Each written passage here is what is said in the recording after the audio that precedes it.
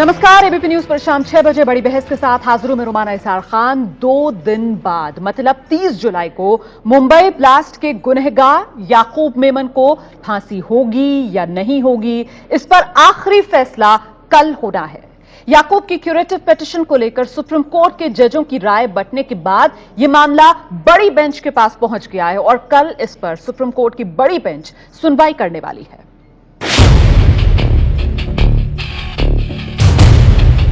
आज ऐसा दिखता है मुंबई हमले का गुनहगार याकूब मेमन। याकूब की ये तस्वीर इग्नू के परीक्षा फॉर्म की है। बरसों बाद याकूब की ये तस्वीर सामने आई है।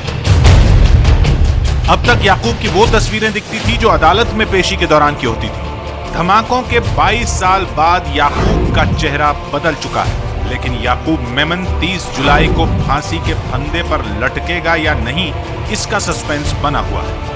सुप्रीम कोर्ट में याकूब की अर्जी पर सुनवाई के बाद जजों ने बटा हुआ फैसला सुनाया, जिसके बाद सुनवाई का यह मामला एक दिन और आगे चला गया।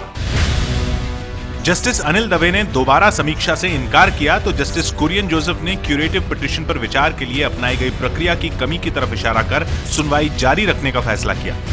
कोर्ट में सुनवाई के दौरान याकूब के वकील राजू रामचंद्रन ने जजों से सुनवाई की अपील की। राजू रामचंद्रन ने दलील दी कि याकूब की रिव्यू पिटीशन की सुनवाई जस्टिस दवे, जस्टिस जोसेफ और जस्टिस चेलेमेश्वर की बेंच ने की थी। क्यूरेटिव पिटीशन पर विचार के लिए 3 वरिष्ठतम जजों के साथ ही जस्टिस जोसेफ और जस्टिस चेलेमेश्वर को भी बुलाया जाना चाहिए था। प्रक्रिया की इस कमी की वजह से क्यूरेटिव पिटीशन को दोबारा सुना जाना चाहिए, लेकिन सरकार के वकील अटॉर्नी जनरल मुकुल रोहतगी ने इसका पुरजोर विरोध करते हुए कहा कि अब मामले को दोबारा नहीं खोला जा सकता। क्यूरेटिव पर विचार के लिए मुख्य मामले को सुनने वाले जजों को आमंत्रित किया जाता है, रिव्यू सुनने वाले जजों को नहीं। मामले को लटकाने की कोशिश की जा रही है। 2013 में याकूब को फांसी की सजा सुनाने वाले तीनों जज रिटायर हो चुके हैं। जस्टिस अनिल दवे ने फैसला सुनाते हुए क्यूरेटिव पिटीशन पर दोबारा सुनवाई की मांग को खारिज कर दिया। सुबह से जिस तरह से अदालत की कार्रवाई चली थी, उससे साफ तौर पर नाखुश नजर आ रहे जस्टिस दवे ने याकूब के वकील से कहा कि अब मेरे साथी जज अपनी बात को रखेंगे, आप फिक्र मत कीजिए, वो आपके मुवक्किल को बचाने की हर मुमकिन कोशिश करेंगे। सुनवाई के बाद जस्टिस जोसेफ जहां फिलहाल फांसी पर रोक का आदेश देना चाहते थे, वहीं जस्टिस दवे इसके पक्ष में नहीं दिखे। दोनों जजों की राय में मतभेद के बाद मामले को चीफ जस्टिस के पास भेजने का सामूहिक फैसला किया गया। दोपहर 2 बजे याकूब मेमन के वकील राजू रामचंद्रन ने मामले को चीफ जस्टिस के सामने उठाया, जिस पर चीफ जस्टिस ने कहा कि मैं सुनवाई के लिए नई बेंच का गठन कर दूंगा। 3 जजों की नई बेंच कल सुबह 10:30 बजे याकूब की याचिका पर सुनवाई करेगी। 1993 के मुंबई ब्लास्ट के दोषी याकूब मेमन को फांसी की सजा मिली हुई है। 30 जुलाई को नागपुर की जेल में उसे फांसी पर लटकाए जाने का आदेश जारी हो चुका है। जेल में तमाम तरह की तैयारियां भी हो रही हैं, लेकिन कानूनी दांवपेच लगाकर याकूब फांसी से बचने की हर कोशिश कर रहा है। कि याकूब मेमन इज द पर्सन जिसने ये साबित किया है कि पाकिस्तान इन्वॉल्व था इसमें। 40 वर्ष से सरकार एविडेंस ढूंढ रही थी। जो एविडेंस सरकार को नहीं मिला, वो एविडेंस जो इंसान प्रोवाइड करता है, तो क्या आप उसको फांसी की सजा दोगे? जब से मिस्टर बी रमन उनका जब लेटर सामने आया है तो सर्कमस्टेंसेस चेंज हो गया और retired justice Bedi, supreme court के रिटायर्ड जज, उन्होंने कहा कि अगर चाहे सुप्रीम कोर्ट में इनके स्टेटमेंट को कंसीडर नहीं किया गया तो मुझे लगेगा कि नाइंसाफी हुई। 291 नामचीन लोगों ने चिट्ठी लिखकर राष्ट्रपति से याकूब की फांसी रोकने की मांग की है। अभिनेता सलमान खान ने भी सोशल मीडिया के जरिए याकूब की फांसी को लेकर सवाल खड़े किए थे।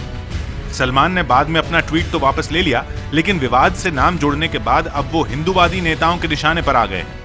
ओवैसी और सलमान ने सिद्ध कर दिया कि आतंकवाद का कोई मजहब है, उसका नाम इस्लाम है। क्योंकि अन्य कोई हिंदुओं को फांसी हुई तब बचाने न ओवैसी निकला था न सलमान निकला था। मुझे लगता है कि दोनों के बाप 47 में पाकिस्तान न गए, वह गलती उनके बाप ने की थी, वह ठीक करके दोनों पाकिस्तान चले जाए, वह भी सुखी होंगे। याकूब की फांसी के सवाल पर राजनीतिक गर्म है। फांसी तय समय पर होगी या नहीं, ये बुधवार को कोर्ट के फैसले पर निर्भर करता है। फिलहाल फांसी पर रोक नहीं है। जी, तो वैसे फांसी की तारीख मुकर्रर की गई 30 जुलाई, फांसी पर रोक भी नहीं लगी, लेकिन बड़ा सवाल, बड़ी बहस में आज जो हम उठा रहे हैं वो ये कि क्या याकूब मेमन की फांसी लटक गई। बड़ी बहस में आज जो खास मेहमान हमारे साथ मौजूद हैं, बीजेपी की तरफ से संबित पात्रा, कांग्रेस की तरफ से यमीबिन याग्निक हमारे साथ मौजूद हैं। इसके अलावा वरिष्ठ पत्रकार के मनन साहब, मुंबई से वरिष्ठ पत्रकार आभा सिंह, वारिस पठान साहब और शाम केसवानी कुछ देर बाद जो याकूब मेमन के वकील हैं वो भी हमारे साथ जुड़ेंगे इस खास पेशकश में। और मेरे साथ वरिष्ठ पत्रकार कंचन गुप्ता साहब स्टूडियो में मौजूद है। बहुत बहुत स्वागत आप सभी का। लेकिन पहला सवाल मेरा मनन साहब आपसे, क्या आपको लगता है कि ये फांसी याकूब मेमन की लटक गई? इस पे मैं अभी बहुत जल्दबाजी होगी मेरा किसी प्रकार की टिप्पणी करना, लेकिन अगर नई बेंच बनाई जा रही है तो नई बेंच अगर सुनती है तो मेरा ख्याल 30 वाला तो मामला अटक सकता है। ये मेरे ख्याल 30 वाली पर मैं समझ मानता हूँ कि फांसी का मेरा ख्याल नहीं हो सकता, क्योंकि कल अगर नई बेंच बनती है और नई बेंच फिर दोबारा से सुनती है तो कितना टाइम लेते हैं, क्या करते हैं। मुझे यहाँ तक मेरा अपना एक अनुभव है, तो ये स्टे करनी होगी इनको। जी, तो मतलब आप ये कह रहे हैं, आपका अनुभव ये कहता है कि ये मामला लटकता हुआ नजर आ रहा है। वारिस पठान साहब वकील भी हैं और साथ ही AIMIM से विधायक भी हैं। वारिस पठान साहब, आप लोग तो खुश होंगे, यही तो चाह रहे थे आप लोग की फांसी लटक जाए।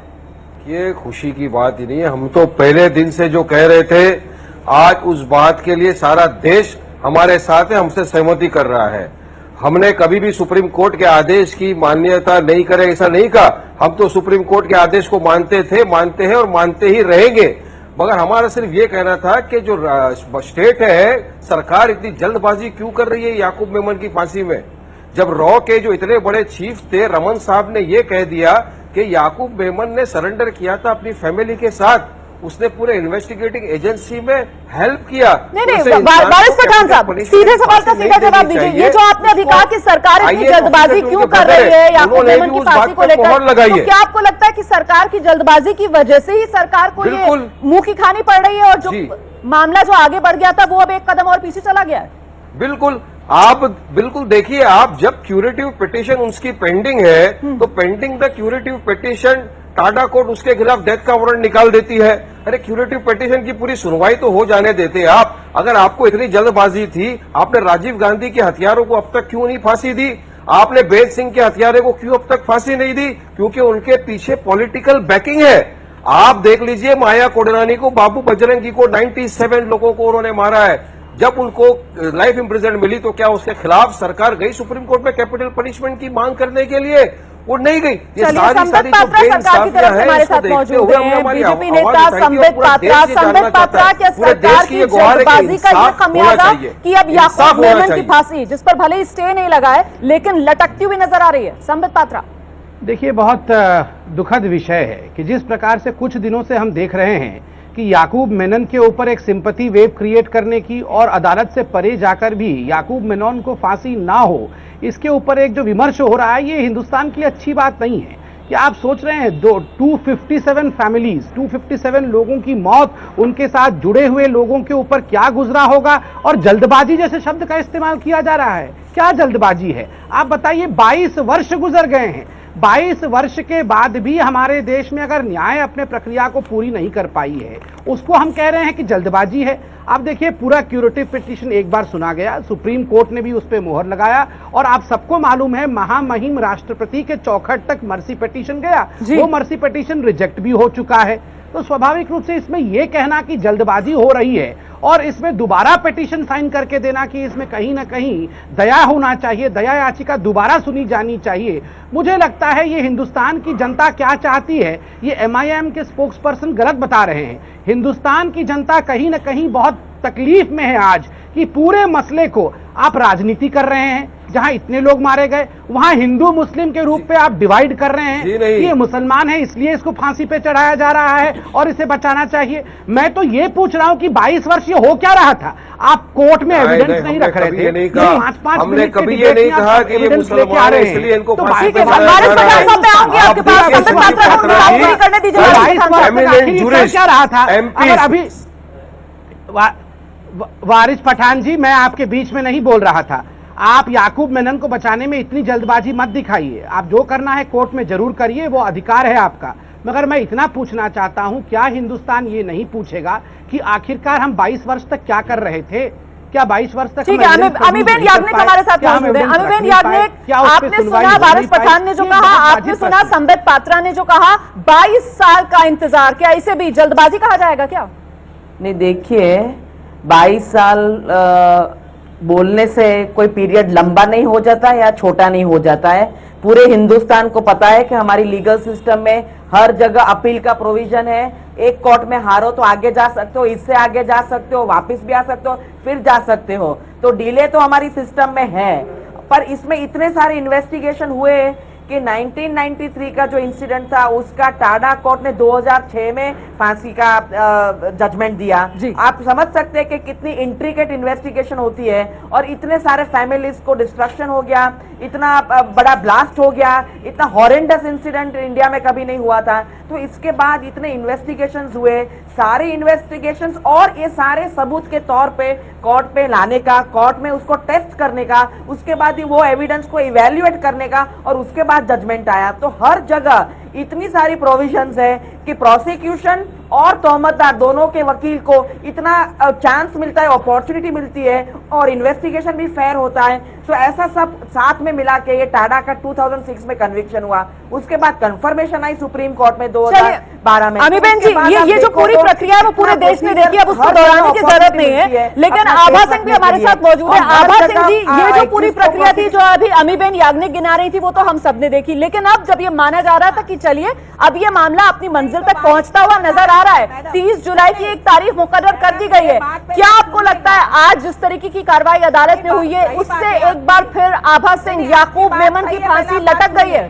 जी, लटक नहीं गई एकदम। मुझे लगता है ये फांसी खत्म हो जाएगी, क्योंकि इसमें टेक्निकल एरर हुआ, बिना क्यूरेटिव पिटिशन डिसाइड हुए इनका डेथ वारंट निकाल दिया गया। साथ ही साथ ये जो अब नई मिटिगेटिंग फैक्टर, जो नई एविडेंस आई है, रॉ ऑफिसर रमन का लेटर कि याकूब मेमन जो थे उन्होंने सरेंडर किया था, और ये चीज प्रोसिक्यूशन ने जस्टिस कोडे के सामने नहीं रखी, तो अब इसको सुप्रीम कोर्ट सुओ मोटो इसकी कॉग्निजेंस ले सकता है और उनकी डेथ पेनल्टी को लाइफ इम्प्रिजनमेंट में या जैसा चाहे सुप्रीम कोर्ट कर सकता है। तो ये नई फैक्टर जो है बहुत बड़ी मिटिगेटिंग फैक्टर है, और सुप्रीम कोर्ट के खुद ऑर्डर्स हैं कि अगर कोई मिटिगेटिंग फैक्टर है तो डेथ पेनल्टी ना दी जाए। और ये भी रिसर्च इंक्वायरी होनी चाहिए कि इसको क्यों छुपाया गया, क्यों प्रोसिक्यूशन इसको कोर्ट के सामने क्यों नहीं लाया, ये सब देखते हुए, और साथ ही साथ जिस बेंच ने रिव्यू पिटिशन किया था उसको क्यूरेटिव में क्यों नहीं बैठाया गया, इन दो पॉइंट्स को लेके कल बड़ी बेंच बैठेगी, और मुझे लगता है ये डेथ पेनल्टी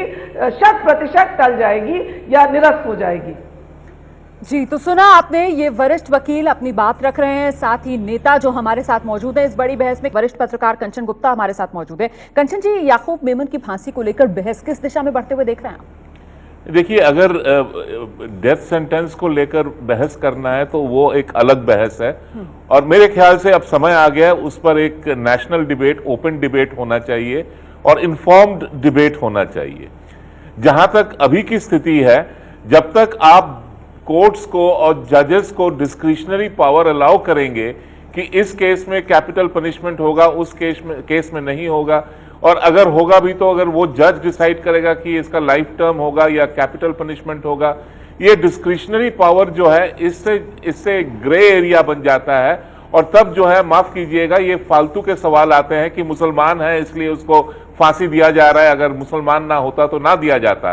इस देश में अब तक 1414 फांसी हुए हैं, एग्जीक्यूशंस हुए हैं, उसमें केवल 72 मुसलमान थे, मतलब 5%। 5%। तो ये बात, ये बहस एकदम बेकार की बहस है।